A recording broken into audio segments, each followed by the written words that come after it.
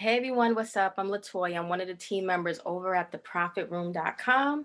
We are a stock market trading and educational company, and our main goal is to teach people how to trade and invest. I have a special guest with me today. His name is Jay. Jay's one of our mastermind students, and I'm gonna tell you one thing, but before I tell you that one thing, I'm gonna let him introduce himself and take it over. So Jay, let the audience know where you're from. Absolutely. So, Toya, first off, thanks for having me. And I'm Jamari Norris, Jay Norris, originally from Lansing, Michigan, down here in Jackson, Mississippi, D I love. And Man, so just a little bit of background on me. I started investing in 2017, kind of as a buy and hold investor, and financial literacy just became a passion of mine. And over time, I just wanted to study as much as I could about, just gaining more knowledge as it relates to building a better life for myself financially. And eventually, wanted to get into trading and Mhm. started trading options, kind of self-taught, but really wanted to kind of dial in and sharpen those skills as it relates to trading. So, of course, end up linking up with the Profit Room and to help me enhance those skills. And it's Why us? Why us? What was about us that attracted? oh well, definitely the results. You guys have a good bit of testimonials. I'm constantly seeing, stuff on the social media, and so I was just like, okay, they look like they know what they're doing. Let me give it a try. So you mentioned you are an investor, so buy and hold, which I applaud because I always say everyone should be investing, not necessarily trading, but everyone should be investing. So how have your success been when it comes to buying, holding, and just investing in general for the long term? Absolutely. So it's been a great journey. Like I said, it started off in 17. The first stocks that I bought was Visa and Square, and those panned out very, very well. And of course, like with any company that does well, you wish you would have bought more. Of course, I was a novice at the time, so it was kind of like, I was just really kind of following a trend. That's when Cash App started to become pretty big. So I was like, all the young folks using Cash App. So let me find out, is that a publicly traded company? Come to find out that it was, and Square was the parent company that owns Cash App. So that worked, and then got some Visa, and my ROI with those companies has been well over 100%. Since the time that I've invested, which is fantastic. Uh, Awesome. so and then from there, you know, my mindset was always that the market is going always going to go up. Hmm. Of course, I mean, if you look at from the Great Depression to now, and you look at a chart, and you would say you're absolutely right. But what Correct. about all those times in the middle Yeah. where it goes down? And that's where the opportunity comes in to really make money when it comes to trading. Yes. Yes. So you made a solid point, definitely. What about all those in between times, just like right now? So your timing is actually impeccable for since the time you started the actual program and finish is that you learned in a time where now we're benefiting from when the market's fallen. And I Yeah. remember you mentioned that you struggled or your thought process with shorting or buying puts, you weren't necessarily comfortable. Can you explain that? Absolutely, absolutely. So with me being a buy and hold investor, I'm looking for the stock to always increase in value. Mhm. And when I started trading options, because I understood the stock market, so once I got into options trading, I just kind of had to learn just another set of definitions, if you will, to understand options. So once I did that, it made sense to me, but I still had the mindset that I could only do calls because that's what I was Mm. comfortable with. I was only comfortable with the market going up. So when it would go down, I would just sit on the sidelines. Like, I'm just gonna hold my money over here and wait till it to level out, not realizing that there was a great opportunity to make money even more so when the market goes down, because as we know, like, it definitely falls faster than it rises. So there's a lot of opportunity to make money in both directions when you understand and have the knowledge to do so. So that was what I needed to just make me feel comfortable with doing so, because the strategies are pretty much the same. It's just about, feeling comfortable and understanding the fundamentals, so that when you see it hit those certain levels and those candles operate a certain way, it's time to make a move and make some money. Yeah, understanding the foundations or the key technicals. Correct, definitely. So what I wanted to ask you was, what do you think about the program and how you learned exactly? Once again, our mastermind students, particularly learning how to master day trading stocks and options. Absolutely. So I would definitely say, for anybody that is a novice or a newbie, because so many people are, I believe, are intimidated by just the stock market in itself. And you guys offer a good bit, from just trading, options, stocks, futures, the whole nine. But I will tell you this, that, coming into the course and seeing how everything is broken down in bite-sized segments to really give you a foundation from the very beginning. It's not like you're going in and like, okay, gonna give you a definition of a stock, and then now we're gonna be trading. So it's not, you ain't taking them too fast, so it's like they giving you the breakdown. They helping you understand the technicals, the fundamentals, and then most importantly, the risk management, which is always probably the most important factor when it comes to trading and just mastering your emotions. Because I think because you can learn all the technicals as it relates to the charts and the candlesticks and the patterns, but if you don't have those emotions intact, then it could be a bad day for you. It could be a bad day. So understanding how to control those emotions, you know,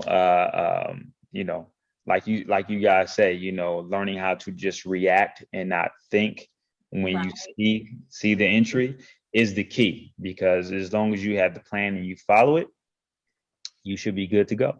Yes, definitely. So those bite-sized little small bites that we Mhm. release is Yeah. really to help the students really grasp the concepts, because we find that that's pretty much the strong point of a solid program, is when the students can grasp and they don't feel rushed, and then they can eventually piece together all the pieces, and it becomes like a whole big puzzle that they Mhm. put together at the end. So that end puzzle is basically the results from trading. All right. Yeah. The risk management, I always say, always our number one priority, because it's really the key to success, especially if you want to stay in this. I call it a game per se. If you want to stay in this game or this arena for a very long time, you have to be able to master risk management. Absolutely. It's all about trading that plan and just putting aside those emotions. It may sound, it's easier said than done, what most traders would say, but in reality, you got to really think about it. If you have a plan and the plan is solid, right? A plus B might equal C in theory, but once you have that plan, then it takes away the emotions, because you already accounted for every possibility. You're either going to be wrong or right, and you can't get mad because you expected to get, have that wrong, because that's your result. If you're right, you expected that result at the same time. So that's Right. really eliminates the emotions in our mind. So that's why we always focus on that risk management aspect. Definitely. Yeah, you definitely have to, like you said, stick to that plan, because like you said, you factored in, your ratios and things of that nature. So you've already set the expectation of what you expect to potentially lose and what you expect to potentially win. And the goal is to, win more often based on your setup. But of course, if you do lose, like you said, it definitely should offset, your win should be offsetting, your losses. So no, so you Right. spot on. Goal is always to, at least when you win more than your average loss in every single trade. So yes, you can have losing trades, but at the same time, at the end of the week or let's say at the end of the trading day, right? And this is very important. Let's say at the end of the trading day, you only took two trades. One was a loss, one was a win. Well, that win should supersede your loss to the point where you're printing green. And not a lot of people understand that concept. It's just like, all right, where's your losses? Well, do you understand that concept? What do you think about that? Yeah, no, absolutely. So it's just a part of the game. And, it's with any game, you're gonna have wins and losses. But like you said, when you set it up the right way, and you do take those losses, which I think the main thing, especially from an emotional standpoint, because no one likes to lose money, right? But you have to be prepared for that. But I think, like you said, just in building your confidence when it comes to the trades, once you realize that this plan is actually effective, then it's like, okay, I'm okay with that loss, because I know once I get back in here, I know that this plan is still solid. You see what I'm saying? Right. So I don't deviate just because I take a loss, like, oh, I got to revamp the whole plan. Like, no, stick to the guns. Yeah, It happens to the best of us, but the main thing is just keeping those emotions intact and just following the plan. I agree. So, off the top of your head, what is your best day trade that you had, percentage wise as well as monetary wise? Gotcha. So my best percentage wise was Dollar Tree, and that was 100%. And that was when they had raised their prices from $1 to like $1.25, and the stock shot up something crazy. Um, and then monetary wise, I trade Merc a lot. I mean, I trade a little bit of everything. It just really depends on what's the flavor of the day, I guess. Yeah, That's the beautiful thing about the stock market. It's just so many opportunities and so many options. But my best monetary day trade was 3,500, and nice. and then my best week was a little bit over 11,000. Nice. That's solid. Jay, that's solid. Solid from a person that was scared of shorting, right? Can I use the word scared? Absolutely, absolutely. It was terrifying. I was like, I don't do that. It's going down. Let me back up. As soon as I see that long red candle, let me go ahead and back on up. That ain't me. But now I'm like, oh, let's get it. 11 grand, your best week. Mhm. And I'm just thinking about the process in general, right? We always say, give us 90 days of your time, we're going to change your life. And we really stand by that statement because you got to put all of that into perspective. 11 grand in 1 week, where on average, you got to think about somebody's salary for the month, right? So that's extremely impressive. And might I add, how long in general, like what's your average day like when you're day trading stocks? Because a lot of people is under that misconception that we're sitting here when the bell opens 9:30 a.m. Eastern till 4 p.m. And that's the furthest from the truth. So I'm gonna let our student tell you how long it takes Yeah. him to trade on average for the day.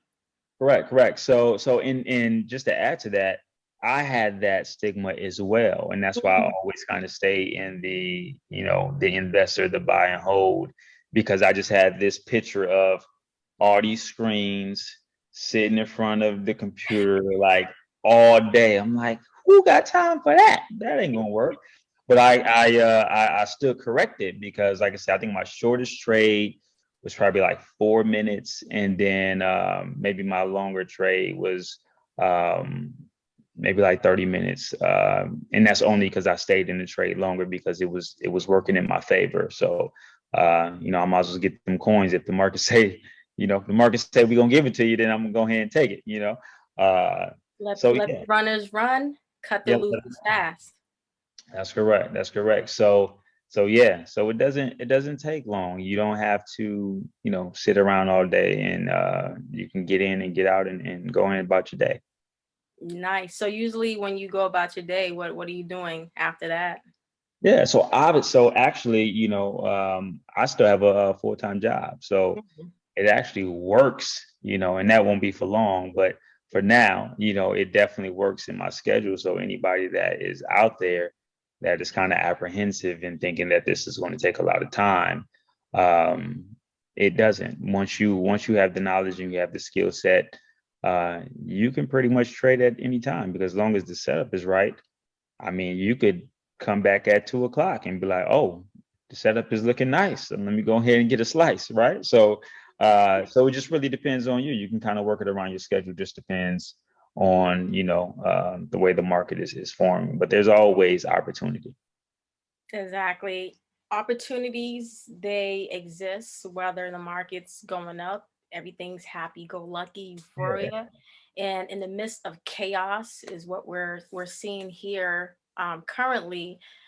You still can benefit from the opportunities that the market presents itself. So equal opportunists when it comes to the market. That's how I see it in Correct. general. And we want to get that out there to everyone. Like, don't be afraid, because once you learn the proper way, like, you're going to be able to seize the opportunities. You're going to use it to your advantage, and you're going to be able to schedule finding time that suits your lifestyle in a nutshell. Oh, absolutely. And it's like you said, making money where the market goes up or down, especially in the market that we're currently in, is it's a lot of fear in the market right now. It's a little bit of everything going on with, from inflation rates to the war to you know just this whole bearish market period. So this is a great opportunity for traders and long-term investors because everything's on sale, and then there's also a lot of volatility in the market, which makes great for trading. So let me ask you a question, right? So in terms for the investors specifically, right? You said everything's on sale. So now that you have that trading perspective, what would you Mhm. tell your long-term investors? Would you just say, hey, just everything's dropping, but you gotta buy, you gotta sit and wait? Or are you more knowledgeable now to time your buying? Absolutely. Absolutely. So yeah, it definitely changes things because now when you understand the level game, it definitely helps you be a little bit more patient because you just never know. Like you may think, because obviously you can't time the market. You don't want to try to catch a falling knife. But of course, as a long-term investor, if you're getting a stock that's 50% or lower, I mean, you're in a good opportunity to really benefit the long-term ROI of that stock. So that helps tremendously. But at the same token, then that just makes it easier to make money from a trading aspect because now you realize where stocks have been or could potentially go, whether down or up. So it really just helps you look at the market from a broader standpoint because that's definitely how I look at it. I look for buying opportunities for long-term investments, but at the same time, also looking for stocks that I probably would never even hold in my long-term portfolio. But they good for making some money though, for the short term. Yeah, yeah, definitely, definitely. Good for making some money. So I have a quick question. What would you tell the audience as a great word of advice in general? I would say, financial literacy is the cheat code, to sustaining your financial future, and getting this knowledge, this information to learn how to trade is definitely a skill set that I think everybody should have. So, like I said, I started off as just a long-term investor, but I believe that you should do both. That you should invest for the long term and trade for the short term. I think they go hand in hand, and I think once you master those, you can really control your financial destiny. So, yeah, holla at the profit room. So one quick thing, I'm a trader. I'm usually biased. I usually be like, oh, everybody should learn to trade, but it's even better coming from our students saying that, hey, you should do both long-term investing and trading. I usually say invest always, and if you feel like trading, you can trade, but definitely make investing a part of your life, period, in general. Oh yeah, yeah.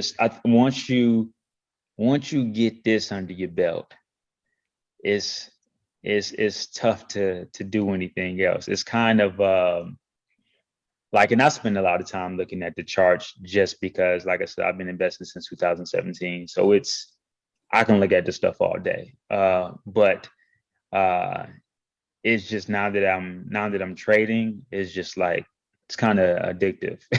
Ah. I know, you know what I'm saying? I try to put it down, but I think but it's definitely a good skill set to learn just to have. Like my daughter is 5 and she'll know how to invest and trade, before she has a driver's license. So it's one of those things that can really change the trajectory of your family as it relates to building generational wealth and things of that nature. Because this is the type of stuff and the information that you want to pass down. So I highly recommend that you learn the skill set. Definitely. I agree, everyone. You have to learn this skill set. And I can't agree even more when I think of let's say somebody present another opportunity in front of your face. They'd be like, oh, where else are you going to be able to make this return on investment, right? Anything other than the markets. And I'll sit there as a trader, like, what are you talking about, man? I'm just going to turn on my screen and I don't got to do all of that. Like, I got to do all of that to make what? I don't got to do all that. And that's why I love trading, and anyone that gets involved with really trading and understanding and hitting the success you have hit within the period of time you learned to trade. As I tell people, give us 90 days of your life, we're going to change it, and that's factual. um it's very hard to want to do something else after you've found this. You're like, Well, I just don't changing want the whole mindset because we've been taught to exchange time, to. Hmm. hours, if you will, for money for an hourly wage. So when you start making money that supersedes your daily, compensation or weekly or monthly or even yearly, yes, it's a mindset shift, definitely. And it's kind of hard to go back once you've been exposed. It's like now you can see the matrix. Yeah, yeah, definitely. And also just I think the first step is always the hardest step. The Oh yeah. first step is investing in yourself. And Mhm. I don't think a lot of people give themselves grace to believe in themselves, to actually want to invest in something to help themselves grow. So I think that step is major. And it could be across all levels, no matter what it is, no matter what you want to learn something new, is always going to be that initial investment. Like, all right, I got to do this for me. Correct, correct. Got to. Yes. You're, investing in yourself is always going to be the most important investment that you always make. So I would definitely start there. Well, Jay, it's been a pleasure. As I say with all of our students, I look forward to your continued success and Absolutely. keep killing it. Like, I'm celebrating in my mind at $11,000 week because I know you're going to hit it again and again and supersede that. And it's a Mhm. skill for a lifetime. And definitely we will touch base. Absolutely. Appreciate it. Thank you for having me. All right, everyone. See you all soon. Don't forget to go to theprofroom.com and hit that subscribe button.